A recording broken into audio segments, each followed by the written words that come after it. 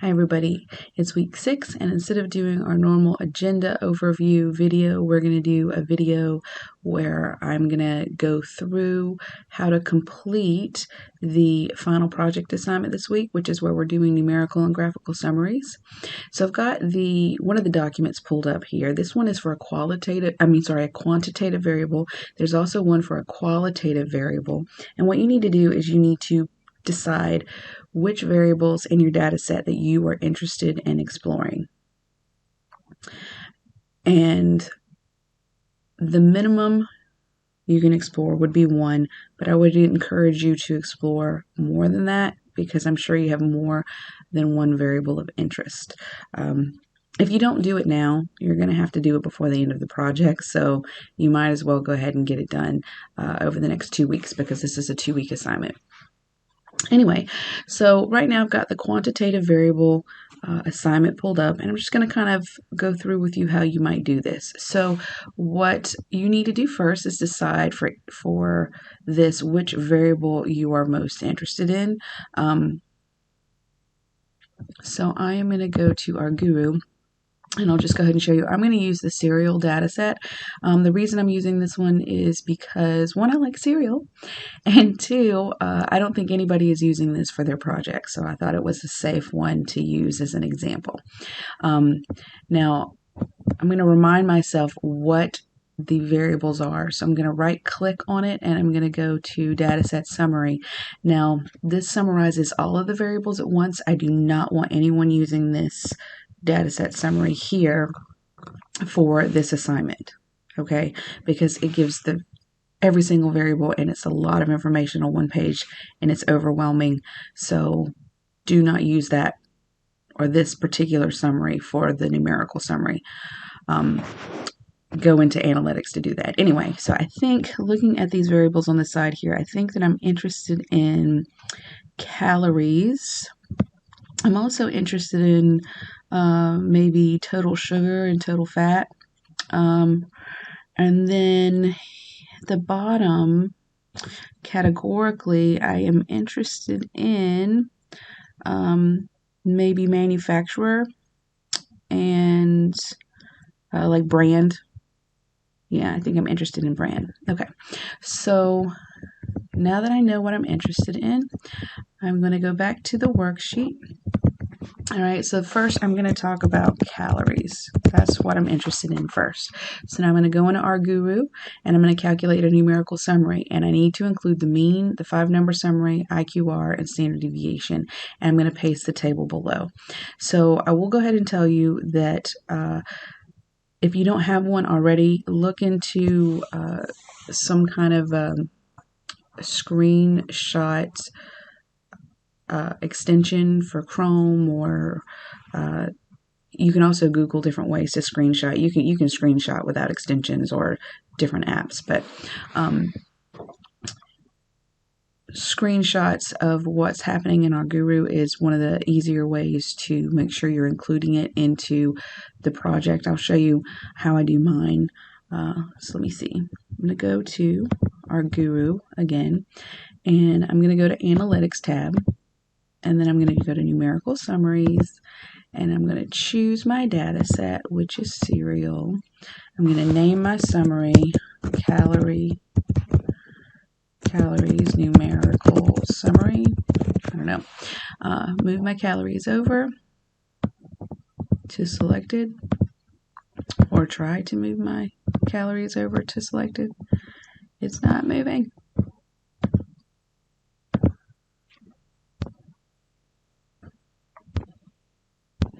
There we go. I'm not sure why it was giving me issues there. And then I'm going to go to univariate, and I want the mean and the 5-number summary, and I want the IQR, and I want the standard deviation. Since this is a sample, so I'm going to do sample standard deviation, and then I hit the preview button. And here we go. Here's my summary. So what I'm going to do is, you can also cut and paste tables, but depending on the format of the document you're putting it in, sometimes it doesn't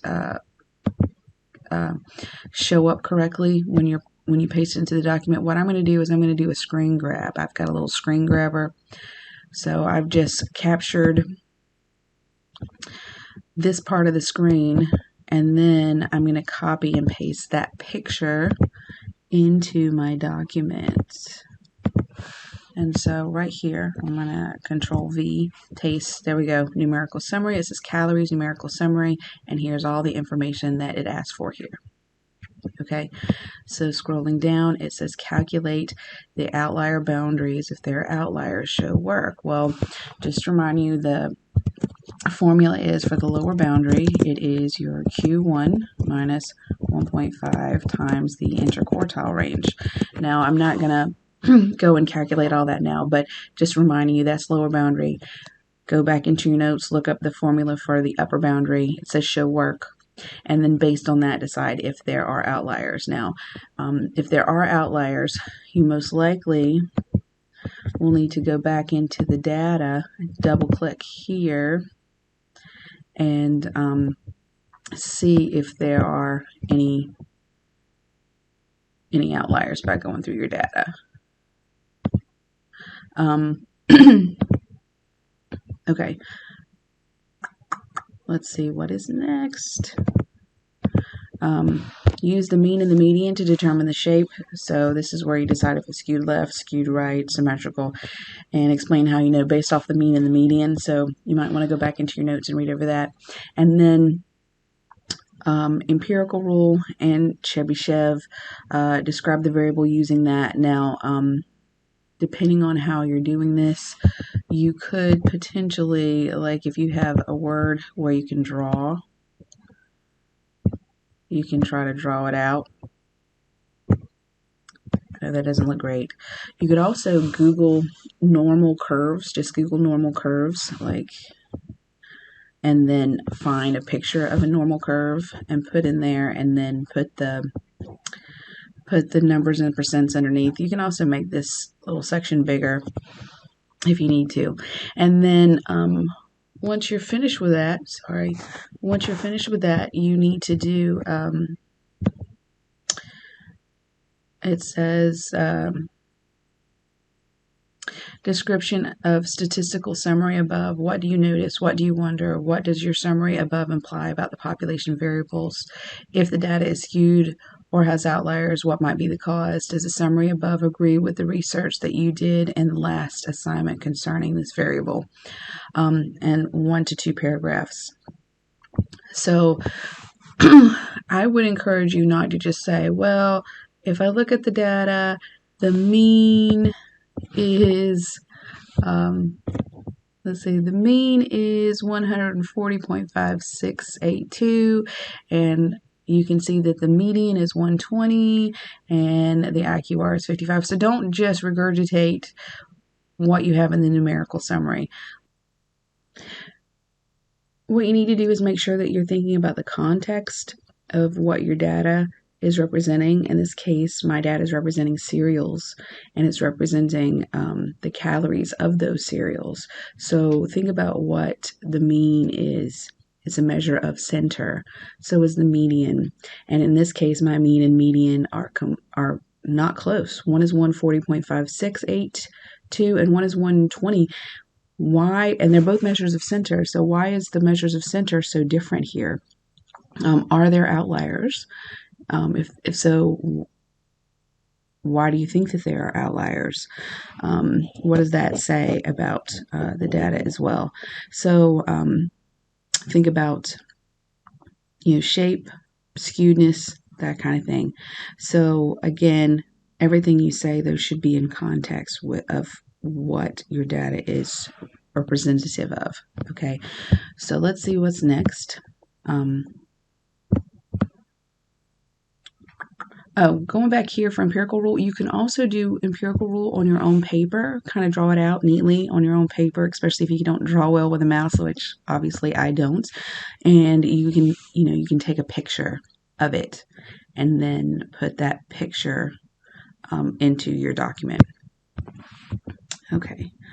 I need to turn this draw off because I guess I keep drawing on the side here. You can't see it, but because I'm drawing on the black, but but it keeps doing that. So let me turn the draw off. Okay. All right. So then we move on to graph number 1. So you need to do 2 graphs. So create a graph to represent your variable. You can also create multiple graphs of different factors of your variable. So let me show you what I'm talking about here. So let's go to plots, and I'm going to create, let's say I'm going to create a box plot to compare calories of cereal. So I'm going to do calories, move that over. And then I like them horizontal. I want to show the mean. All right, this is just calories. And this is just kind of illustrating what the 5-number summary was showing us earlier. And you can see that the mean is way over here. The median is there. So this looks skewed right to me. So 50%, 25% here, 25% here are less than, it looks like 120. So 50% of the cereals are less than 120 calories. And the rest, the spread is much more, 120 to 240, whereas over here it's just 60 to 120. Anyway, so if you'll notice that I also mentioned that you could do this to play around with the factors. So I could go over here to factor variable, and I can break this up according to manufacturer and move that over to selected. And now when I do this, I don't have one, but I have 4 different ones for General Mills, Kellogg's, Post, and Quaker. And so that you can compare the calories and the spread of those calories for each individual manufacturer. Now, what you'll notice is that the outliers are graphed here. So there are outliers for the different cereal brands, but I want to show you, you can go into details, and if you don't want it to graph those outliers, you can go to the box, median, whisker, staple, and outlier tab under details, click on outlier, and click extend. And now when I preview it, those little circles go away. Okay, the other thing that you can do, which is really awesome, is maybe I'm really only interested in Kellogg's and Post. All right, General Mills, Quaker, I'm not as interested in those cereals. Kellogg's and Post, those are the ones that I am really, really interested in, because they are they're all pretty popular brands, but I think Kellogg's and Post are the most popular. So you can go to Level Editor and choose the factor we're thinking about. So in this case, we're thinking of manufacturer. And then I can click on the levels that I'm not interested in. So I'm not interested in General Mills, so I can drop it. And I'm not interested in Quaker, so I can drop it. And then when I hit preview, ta-da, I'm now only comparing Kellogg's and Post. And you can do that, I just want to show you, you can do that with your numerical summary too. You can go to basics, and you can go to factor. So when we went to calories, we moved the calories over, and we did the preview, and we got our numerical summary. You can go to factor and say, I want to look at this according to manufacturer. And then I would encourage you to always do include summaries for all cases as well. And now when I click preview, we've got it broken down according to manufacturer, the mean, 5-number summary, IQR, and sample standard deviation, as well as the overall. So this overall was what we had earlier, but now you also see this really nice breakdown. And then again, with a level editor, if I'm not interested in some of those brands, I can just drop them off and preview, and that simplifies it. I'm not sure what the missing is. So maybe there were some cereals where it was missing. It was missing a manufacturer, potentially. Let's go back up. Is there a missing here? No, it only pops up whenever I drop General Mills and Quaker. Yeah, so in this case, just focus on, the Kellogg's and the Post here and not on the rest of it. Okay, anyway, but I just wanted to show you that you could do that. Let's say that you have to just go back here. Sorry. I'm getting all excited and skipping over myself. You need to give a description, 1 to 2 paragraphs of what your graph is showing. Okay, so again, think about of the graph you chose, what everything represents, and always put it in context of the data and the population that it's representing. Okay, so then you have to create a second graph. So let's say you're interested in seeing if there's a relationship. So you could do a scatter plot,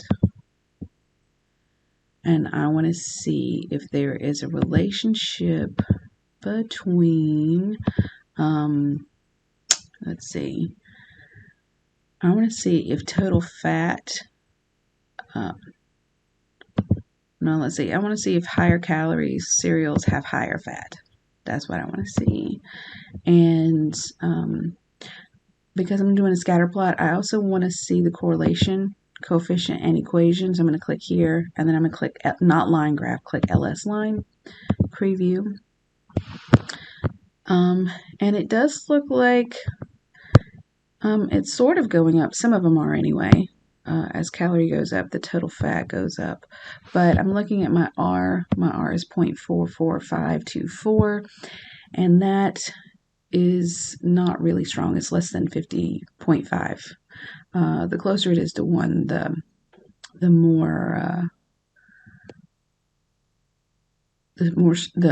stronger the correlation. So let's see, what if we did sugar?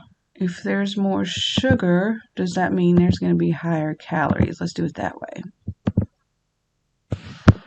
And that looks like there's a little bit more correlation than the other, except the R is still only 0.46. So it's not really strong. I would say it's more moderate as far as the correlation goes. I want to show you another kind of graph you could do. This one's kind of fun. It's called a bubble plot, and it's like a scatter plot, except you do 3 factors instead of just 2. So cereal, let's say calories. Well, let's just do the sugar and the calories again. But then you can also add another factor, bubble size, if I want the bubble size to represent total fat. And so I'll just show you, it's the same points as before, but notice you've got the different color bubbles or dots, and they're different sizes. So the difference between this and this scatter plot here, okay, they're the same points, but the difference is that the bigger the bubble, the more fat that is in that particular cereal. Okay, so you can see over here, most of the ones on this side that have lower sugar and lower calories, those have smaller points. But as you get over here with the higher calories and the higher sugar, those have more fat as well, because you can see that the points are getting bigger. So that's kind of a fun one. Now, if you do this one, you can't do the correlation coefficient or the regression equation, but I just wanted to show you that that was a possibility. And then you can just discuss that correlation and what you're seeing in the graph. But you have lots of choices. You can do a bar plot, box plot, bubble plot, histogram, scatter plot.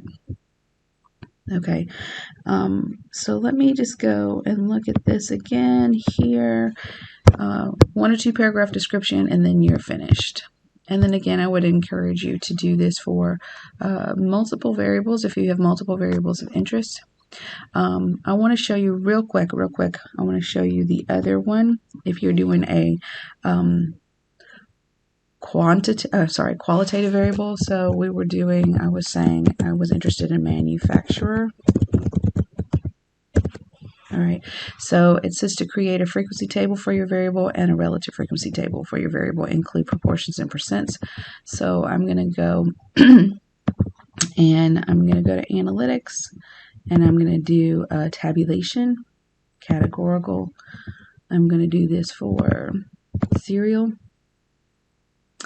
and factor 1.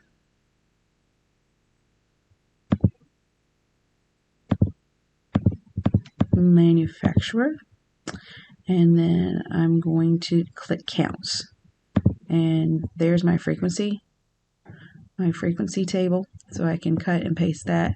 And then I want to do another one. I'm just going to hit add and just add another one, and this time I'm going to do manufacturer again, but instead of just counts, I want proportions and percents. So there we go. We've got all three that you need for the document. Again, give a prescription mode. Unlikely variables, those are ones that have the lower relative frequencies. Give the description. And then for graphs, you're more limited to the number of graphs types that you can choose from. For qualitative, let me go back to plots. For qualitative, you can do bar plots are usually good. So I'm going to do bar plots for cereal. I'm going to do this for manufacturer, and I'm going to hit preview, and there is a bar plot. You might also do, let's see, a pie chart.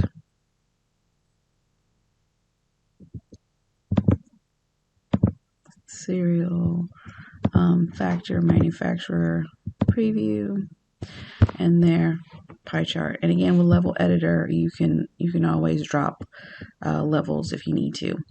And then of course give your description for those.